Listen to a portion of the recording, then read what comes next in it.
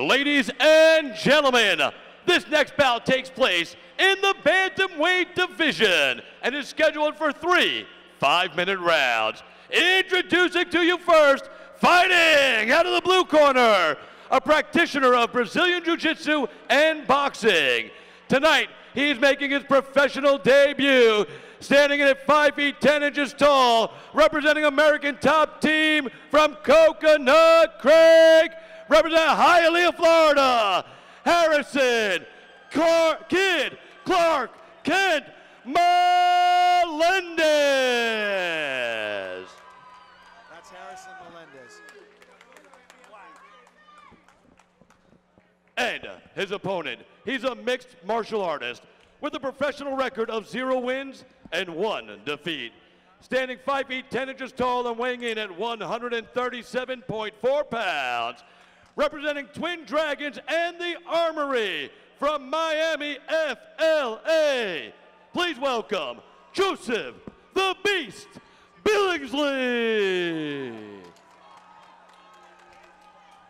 When the action starts, our referee in charge, Jorge Alonso. Come here, Frank. Come here. I spoke to both of you. I gave you the rules. You know what's suspect, and I would tolerate nothing less. You understand me? You understand me? Hook him up. Good luck. Here's a 135 fight. I'll tell you, at bantamweight, both of these fighters are very tall for bantamweight. There's bad blood in this fight. You've got Melendez in the black trunks. You've got Billingsley in the blue trunks, scheduled for 3 5-minute rounds. Here we go. You know, yesterday at the weigh-ins, for all those who obviously didn't get to see it, they had to be separated. You know, I mean, there were no fisticuffs, you know, no Jones, Cormier antics, but these guys, as you can tell, do not like each other.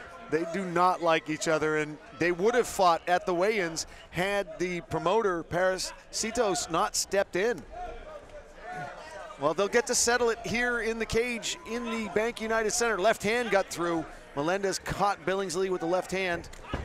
Nice kick there from Melendez, Kid Clark Kent. Definitely Superman punch. Billingsley definitely has to keep that hand up, though. Oh! Ooh, this could go. Spinning back fist, but he gave up his back.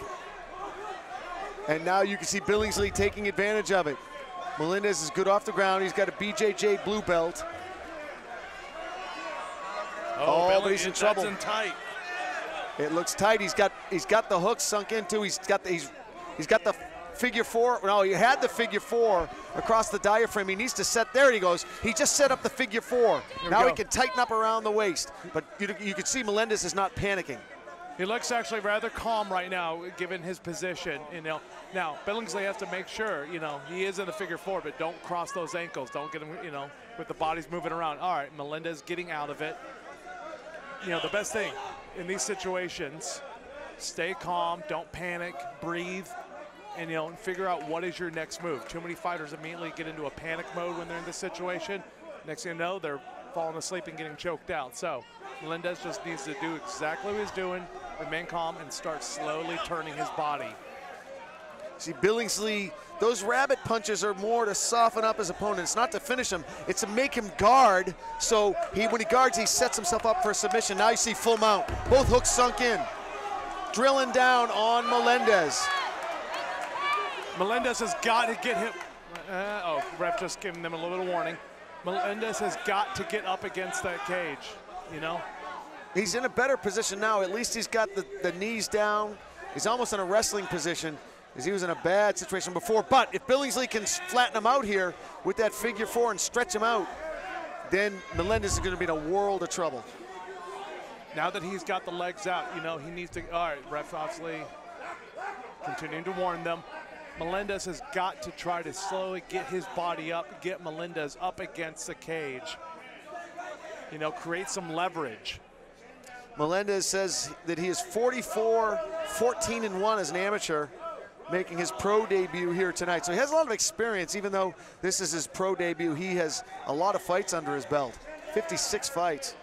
You know, the pro debut, a lot of people say that. I mean, obviously, unless you're debuting in the UFC or something, you know, on the big stage, really fights are fights, you know? The only thing I would say with a pro debut, it's more the mental edge. You know, it's the mental pressure, knowing that this, you know, now you're a pro, bigger crowd, big arena.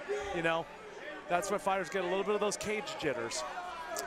Right now, Melendez is doing a good job of surviving a very bad situation. Billingsley trying to advance his position, looking to sink in that left arm. Good defense there from Melendez. A little bit more of those rabbit punches. Again, just a distraction to try to set up the submission. But they don't feel good. Yeah. There's a reason they're a distraction. Yeah, I mean, I can honestly say that, you know, it doesn't do a lot of damage unless you maybe get a small cut, but honestly, it is to just frustrate you and make you change. That right was nasty. That right was, sorry about that. That right was, that was a little more nasty. That was not exactly a rabbit punch. Yeah, yeah. Oh, he's got him now, boy. Figure 4 and mount. Oh, left hand, right hand.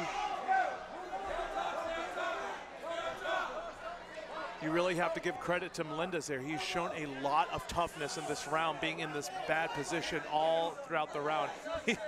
You know, he's probably just waiting to hear those claps of the wood for those 10 seconds. Boy, he wants that 10-second clap. Uh-oh, he's in trouble now.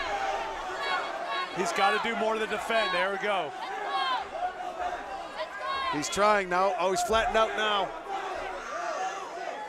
Yep, ref just warning him to watch the back of the head. Those hammer fists to the back of the head are illegal. Ref is probably going to throw him a warning between rounds, if they make it between rounds. 10-second round, did he tap? Oh, at the 10-second mark, did he tap? He didn't tap. He did not tap. Billingsley's being honest. Billingsley's being honest. It was 10-second. It was the 10-second warning. Referee Jorge Alonso thought that he tapped. Billingsley said he didn't tap, but it looks like he wins it anyway. I will clarify that when I go into interview. When I have a chance to talk with Billingsley, I'll find out if he tapped. What an odd way for a fight to end. I mean, strange, strange. I mean, if you're Billingsley, you honestly have to be relieved you won the fight, you know, but you gotta applaud his honesty for letting his, you know, letting the ref know and saying, no, he didn't tap. Like, we'll keep fighting. Exactly. We will find out. Quick station break. When we come back, we'll find out what happened in there. Don't forget, we still have Patrick Dixon squaring off against Rashawn Spencer. And our main event, Danny Chavez, Anderson Hutchinson. All that and more when we return.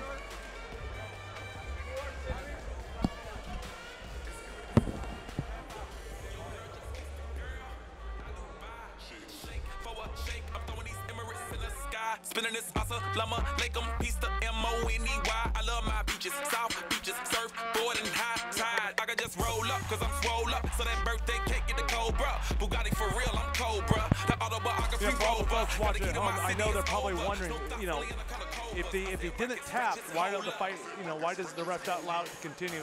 You really open up a precedent, you know, for, oops, I made a mistake, you know, let's keep the fight going. You know, this isn't boxing where, you know, you get a 10 count, you know, the fight's on the ground.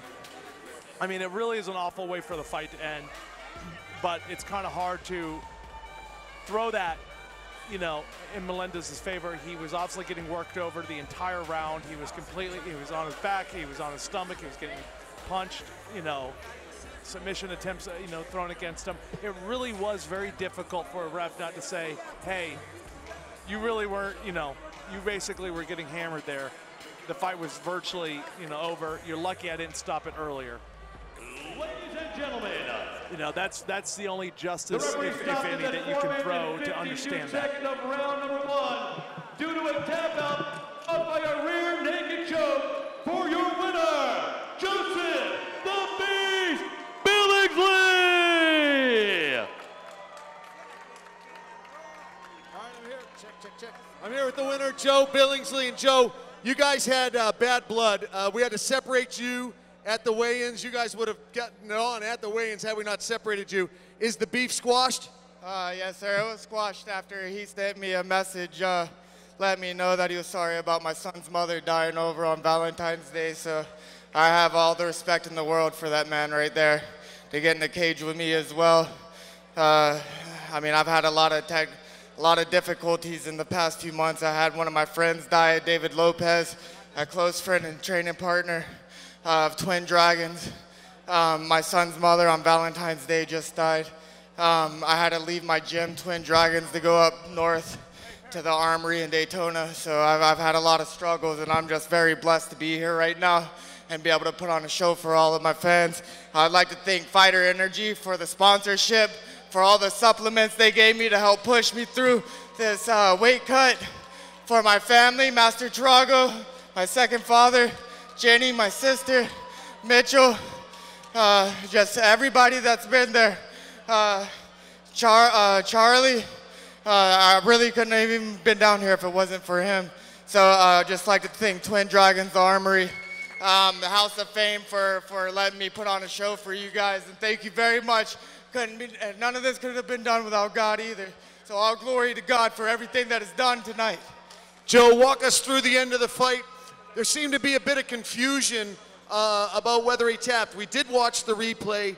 He did indeed tap, but it looked like you said he didn't. You were being a gentleman. No, I was just making sure that he was tapping because I was letting go as soon as the referee, like as soon as I was making sure he was tapping, I was letting go. I wasn't trying to hold the choke. I'm not trying to be a butt or anything, bro. I'm very respectful. So. Now, I think you already answered the question, but just in case, you came out to a special song, the walkout song. Is that due to some of the hardships you faced? Yes, sir. That song was in dedication to my son's mother and my friend and family member David, who both passed in the past few months. One was only 22, the other was only 28. So those are the two lives that got taken way too fast. Just watch what you're doing. Please, they're both vehicle accidents. So if you're on a motorcycle or anything, please watch your speed.